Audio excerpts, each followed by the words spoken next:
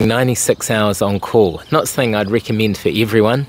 In fact, probably very few. But number 5, you actually end up feeling like quite a bit of a monk in isolation. Apart from being in the hospital, which is, usually got some busyness, activiness, you're really by yourself a lot.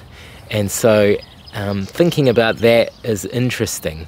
Number 2, it's quite a mental challenge, and figuring out how to control your mind, what thoughts come in, taming the monkey of just constantly thinking is a completely different headspace. Number 3, lack of exercise is a bit of a killer.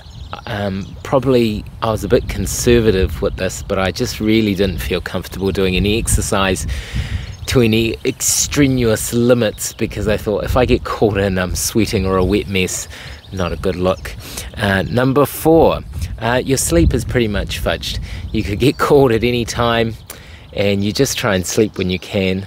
96 hours is probably the limit of what I would recommend anyone to do, and I'm sure it won't work out all the time.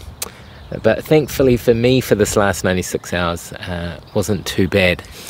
Number 5, there is always this relief when you finish a shift, when you sort of know that you're not going to be called again, and I think that is probably magnified when you've done 96 hours. It's really quite satisfying, and it was really interesting to make yourself mini goals.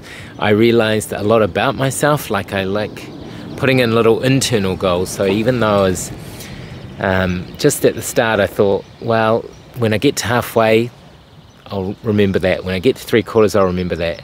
And then I thought, what if I just do it one day advance? So once I've done the first 24 hours, let's count that as time 0 and move things along this way.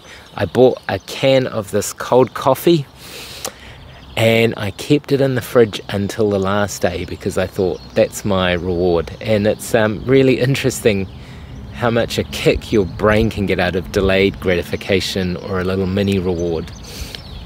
But yeah, that keeps the health of the brain sane. But yeah, 96 hours, wouldn't recommend it, but really fascinating where your mind goes.